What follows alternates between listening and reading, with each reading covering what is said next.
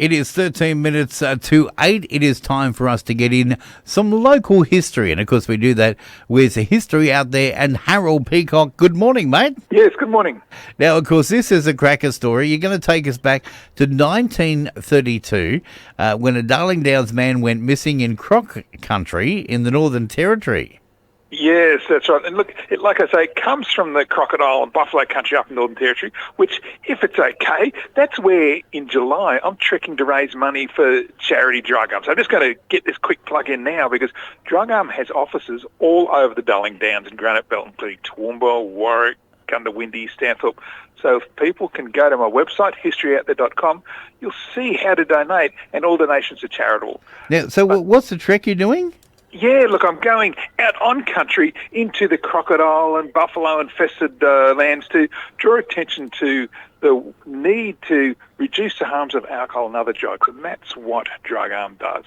Oh. It helps all levels of society. I'm going up there to just highlight the nature, beautiful nature, and also the horrible harms that we can all help other people with to improve their lives. Yeah, because Drug Arms have been around for a while, about 175 years or so, hasn't it? Well, in fact, 176 this year. Oh, So you're behind there.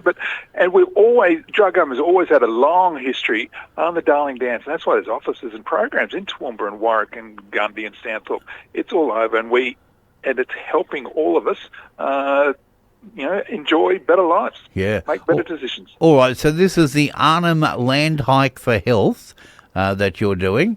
And when are you going to be heading out on that? Yeah, I'm going out there in July, so it's perfect timing for people to get their tax-deductible donations in before June 30. All right, fantastic. You've got a target of $5,000, so let's get it on to that, people, and see if we can do that. So just go on to historyouthere.com, and you'll see the link on the sidebar there. And in fact, there's a nice little picture of a croc just waiting for Harold to go on the hike. Yeah, that's right. There's one or two there. Yeah. And that's where this story comes from, that same crocodile country where I'll be covering. And it's in 1932 that a 28-year-old Dalby man, Peter Glover, went missing. He was there prospecting for gold in the Northern Territory. Now, Glover was last seen near Peel Island at the mouth of South Alligator River, which is you got to think you're in trouble. Yeah. and he was last seen there by the well-known crocodile and buffalo hunter Jack Gaydon. Now, Gaydon would later set the record for the heaviest buffalo hide of 170 pounds. That's just the skin. And he featured in the shortest murder trial in Northern Territory history, lasting only 80 minutes. Wow. That's after a man ran amok in Gaydon's hunting camp, shooting dead Gaydon's mate, 2 women and a dog, and shooting off Gaydon's finger. Oh. But anyway, our Darling Downs man, Glover, he was last seen in a canoe headed for Peel Island on a prospecting trip, but no trace was ever seen of him again. Now, Peel Island was swarming with crocodiles, and so it was feared that Glover had been taken. Now, local Aboriginals said that another mob was seen with his canoe, but nothing about Glover himself was ever reported.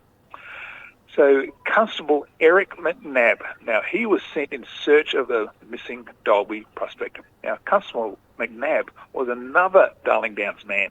He was born in Toowoomba in 1901, the 7th of 10 siblings. And the family home was at 215 Getty Street, and in fact it's still there today. Oh. Now Constable McNabb, he was famous across the territory. He was a specialist in combating opium smuggling and sly grog trafficking, so he'd fit right in with the work of Drug Arm. Now, he once single-handed travelled by lugger, canoe and foot, tracking alleged murderers through islands, jungles and mangrove swamps, capturing them and bringing them back to justice. Another time, he travelled 1,200 kilometres through some of the North's worst country to recover a cache of stolen military ammunition. He even ran a secret network of bush informants who he paid from his own earnings whenever information led to an arrest. He was the first man in Australia to greet Flight Lieutenant Charles Scott when he won the Centenary Air Race in 1934, which is still considered the world's greatest air race.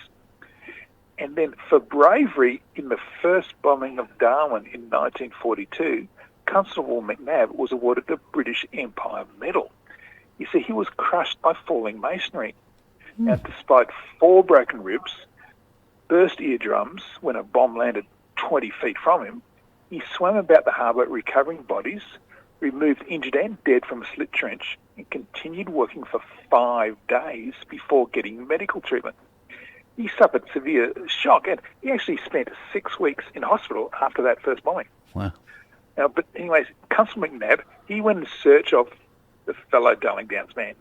Now, the constable left at Darwin in the coastal steamer Maroubra to search the South Alligator River and Field Island. Now, sadly, he returned without success, and Glover was presumed eaten by crocodiles. Ooh. And the boat Maroubra, its fate was no better because during the Second World War, she was strafed and sunk by 9 Japanese Zeros.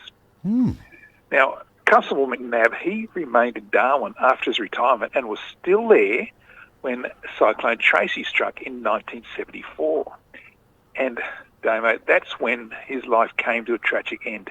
You see, he died as a result of injuries received during Cyclone Tracy while he was attempting to protect others. Wow.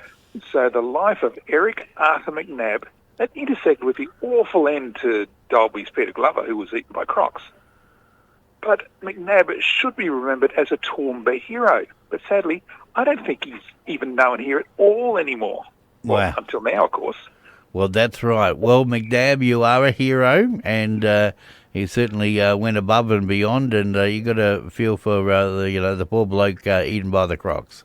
Yeah, that's right. But it's just amazing that his inner hero was there his whole life, from when he was working as a police constable in Northern Territory, and the bombing of Darwin, all the way through to the cyclone of Darwin, all the disasters up there. Our Toowoomba's Eric McNabb was front row centre. There you go. And we can read this story too, can't we? Absolutely. You can go to my website, historyouthere.com, and like you said, that's where you can see the link to the Arnhem Land Hike for Health. There you go, the 2025 charity trek for drug harm. It's a very important charity, so get onto it. Historyouthere.com, mate. You have a great week, and we'll look forward to catching up next week. Looking forward to it, as always. There we go. Harold Peacock joining us from History Out There and taking a look at some local history. Back with more in a moment.